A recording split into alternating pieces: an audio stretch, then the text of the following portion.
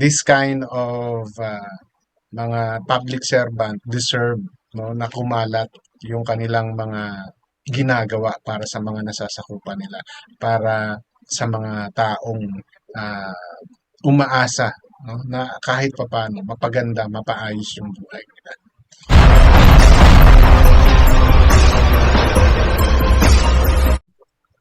So maybe some of you napanood nyo na yung ulat ni Isko Moreno, no, sa Manileño. And grabe, yung mga banat ni Mayor Isko rito doon sa dalawang kongresista, no, na kahit hindi na i-mention yung pangalan, alam na ninyo.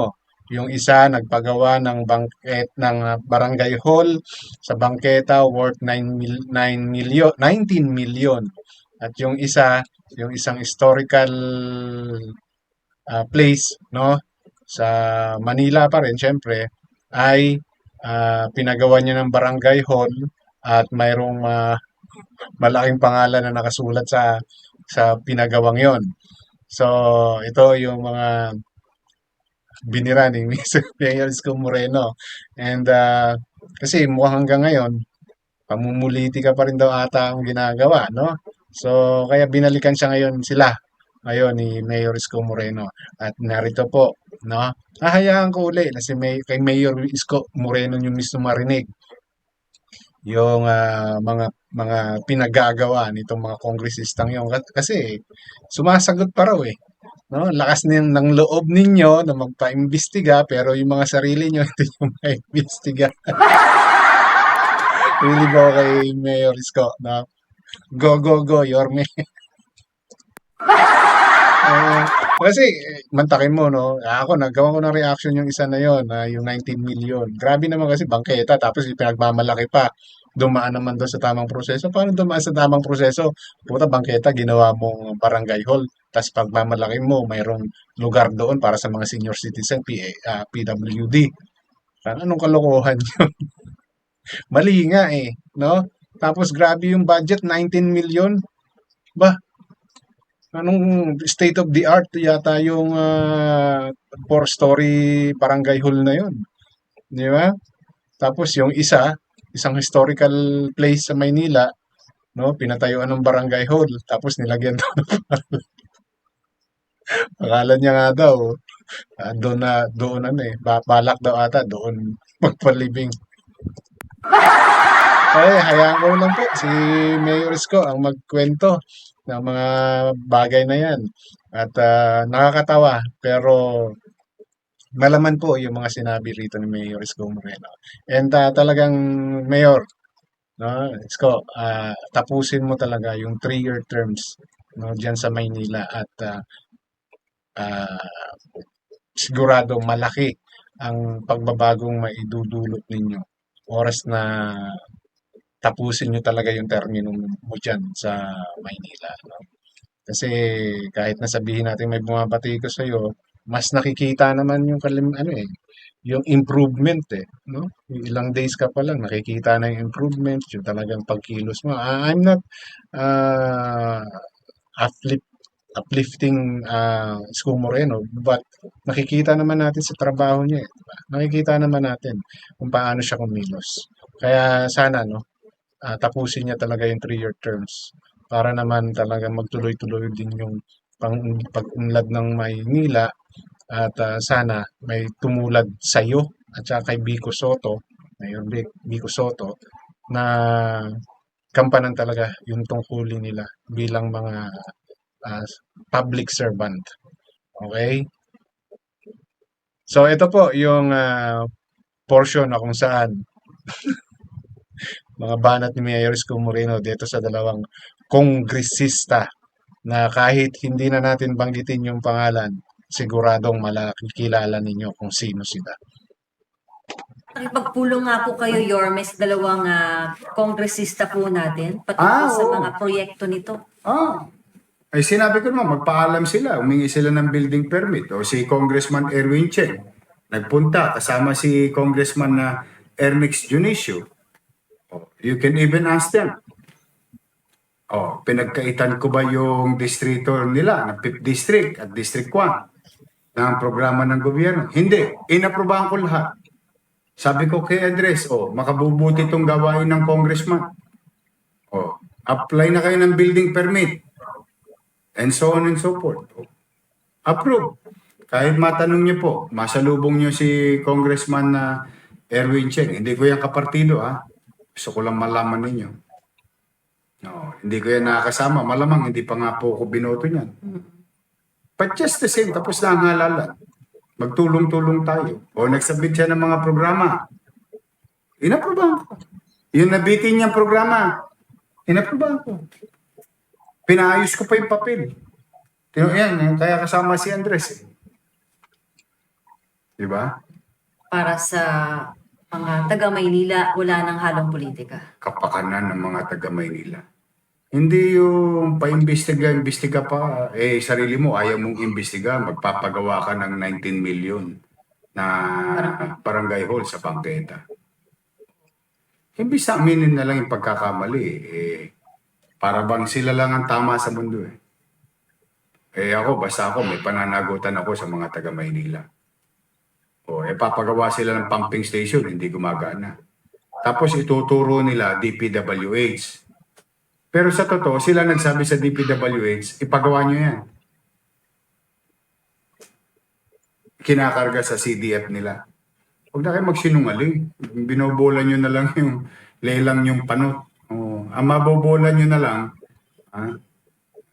yung sarili ninyo. Alam ng taong bayan, yung mga pagawain na yan,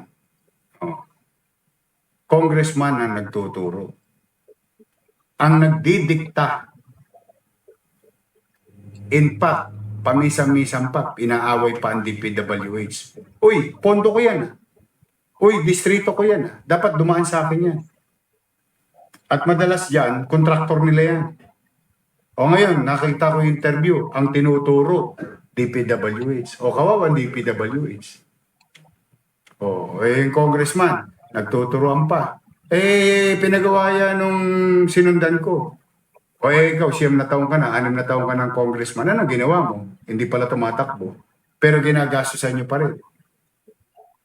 Iyon yung sinasabi ko. Kaya kahit ano pa ang bulahin ninyo, yung dalawang congressman kahit sino pa bulahin ninyo, hindi kayo paniniwala ng tao. Kasi talagang niloloko nyo kami. Saan ka nakakita? Kailan pa naging pwede nagagastusin mo pera ng taong bayan? Bagay, inamin naman nila kami naman ang nagsasabi. Sabi lang, sumunod daw yun sa batas.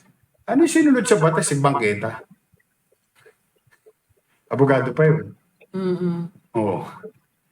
Tagagawa ng batas. At saka lahat po ng barangay hall niya may pangalan niya, no? Oo. Sa kanya ba yun? Hindi ko alam sa Parang kanila. headquarters niya Hindi, sa libingan kasi ganun na nakalagay yun. Nilalagyan mo yung, halimbawa, kalsada. Lalagyan mo ng pangalan mo. Ibig sabihin, gusto mo doon kayo libing. Ganun yun O doon ka nakalibing. Kasi yun ang nakikita ko sa sementeryo ganun Diba? Lapida. Style naman nila yun. Ako ayoko ng ganung style. Kanya-kanya tayo style. Basta tayo trabaho lang. Pero kung patuloy silang ganyan, makikipagkulitan sila sa atin, sanay naman tayo. Wala namang problema. Para sigurado ako, nagpapagawa kayo ng barangay hall, 49 million. Nagpapagawa kayo ng basketball court, 60 million. Nagpapagawa kayo ng pumping station. Hindi gumagana, 600 million, 700 million. Tanong, napakinabangan ba namin ng mga... Saan ka nakakita, nagpagawa ka?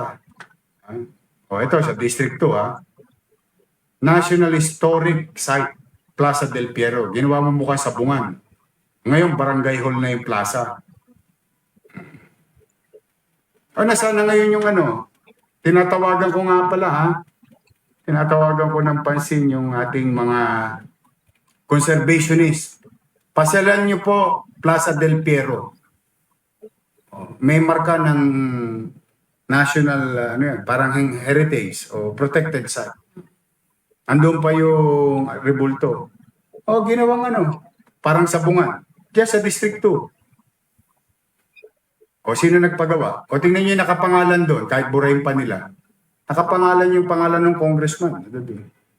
Kasakala ko nga, Plaza Valeriano na yun eh. Ay, oo. Oo. Plaza del Piero yun eh. Ibang klase talaga. Ibang uri itong mga to. Oo, totoo lang. Kung makapag-imbestiga kayo ng ibang tao, yung sarili nyo, ayaw nyo imbestiga. Di ba? At saka kalaunan, malalaman ng tao. Yung mga pabahay natin, ako Diyos ko, iniimbestigahan na rin naman ng gobyerno. O kaya ako nasasabi yan, o tingnan ninyo.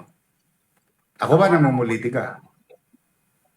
Hindi. O tingnan nyo, balik mo ulit. Balik mo yung makisuyo nga. Yung kay Erwin Cheng. Yung meeting po sa Yung kanila. meeting. Kahit itanong nyo kay Erwin Cheng. Ayan. O, alam mo yun, nasa papel niya. Isaan ng project niya. Sino makikinabang? Taga 5th District. Ano mga pinagagawa niya? Pagawaing bayan. Ano yan? Ospital. O, ngayon, meron pa kami pinag-usapan. Sabi ko, may pera ka pa ba? Makakahingi pa ako. O pwede ba makisuyo? Itong drainage master plan ng Maynila. Pwede ba? O totokahan kita. Gawa ka ng isang catch basin. Sa distrito mo. No, sabi niya, opo.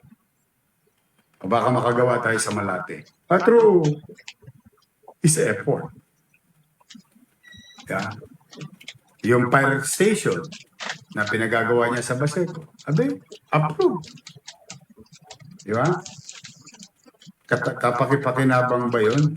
Kapakipakinabang. May fire station. Lagi sunog sa what do you call this? Sa Baseco.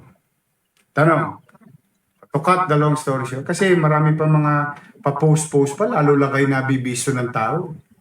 Puro lang kayo pagsisinungaling, pa-interview pa kayo. Kayo sa bibig nyo mismo na uhuli.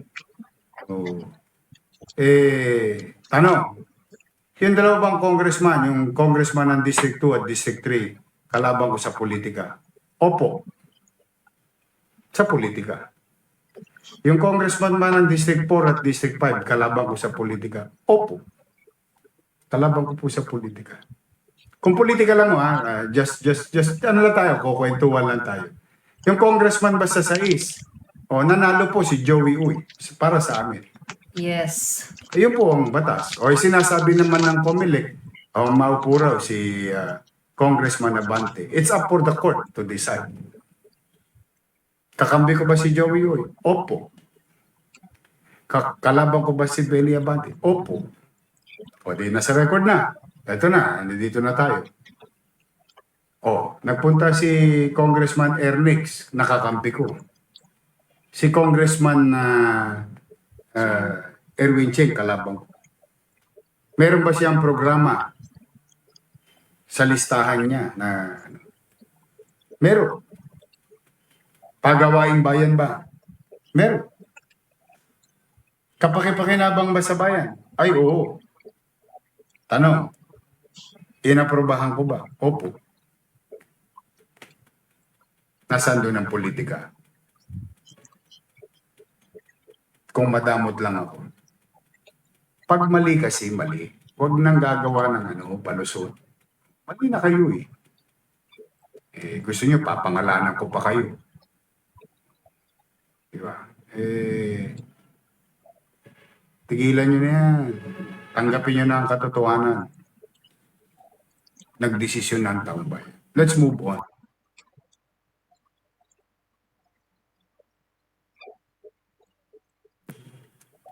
Marami dyan, di ko kasundo. Ang dami kasi natin, 896 barangay na. Kung may narinig ba sila sa akin? Wala naman. Sabi ko nga, di ba? Pinatawad ko na kayo lahat. Meron pa nga ako isang kinausap na chairman sa 3rd District to nung kasagsagan ng bagyo. Ito, ako yung nagtatapat naman sa taong bayan. Para lang makita ng taong bayan, tao rin tayo. Pero, isinasantabi ko ang damdamin ko. At pinangingibabaw ko yung isip ko kung paano mapaglilingkuran ang taong bayan.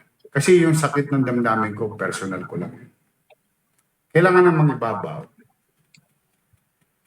Yung dapat mong obligasyon sa taong bayan. Oh, meron ko sinabi yung chairman eh. Sa 3rd district to. Ikaw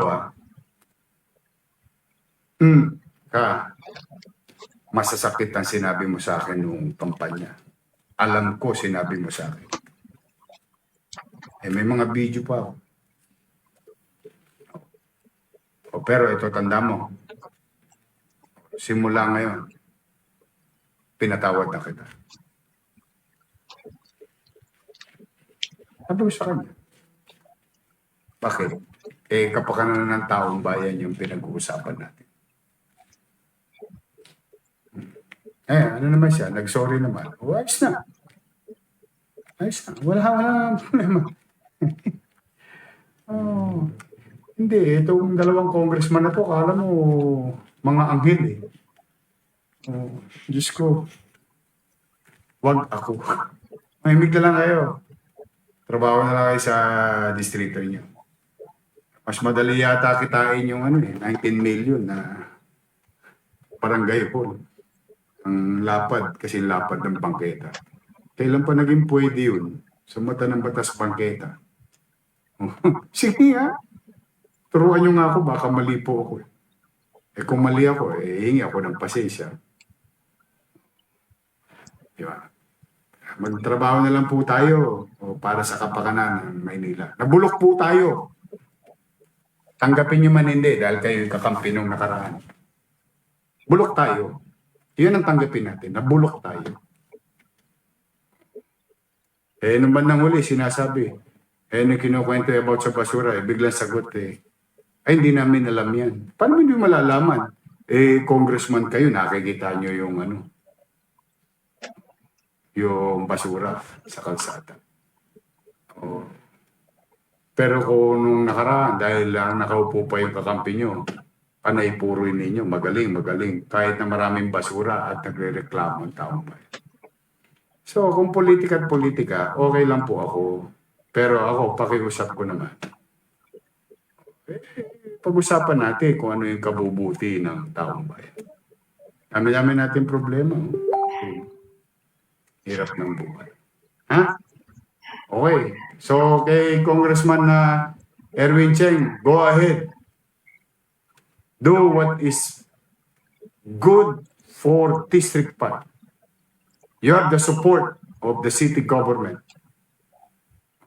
Kinalimutan ko na yung mga bagay na sinabi niyo sa akin hindi maganda nung halalan. Let's move on with our lives. Lahat naman ng sugat maghihilom din. Pero yung sugat na ginawa nila sa akin, personal yun, akin na lang yun. Pero ang mahalaga ngayon yung kapakanan ng tao. Okay? At nakasuporta po kami sa inyo, Yorme. May mga Di ba? Mga banat ni Mayor Isko. So, yan po, yung ilan sa mga paliwanag ni Mayor Isko Moreno, no? Sa mga kongresista na yan na nagtatapa. Kung gusto nyo po mapanood yung buong detalye niyan, basta bisitahin nyo lang po yung page ni Mayor Isko Moreno at nakapost po yan doon. No? Talagang natuwa lang ako kaya ako shinare and kumbaga this kind of mga public servant deserve no, na kumalat yung kanilang mga ginagawa para sa mga nasasakupan nila, para sa mga taong umaasa no, na kahit papano mapaganda, mapaayos yung buhay nila. So, issue lang po tayo. Walang personalan. Hanggang dito na lamang. Maraming salamat.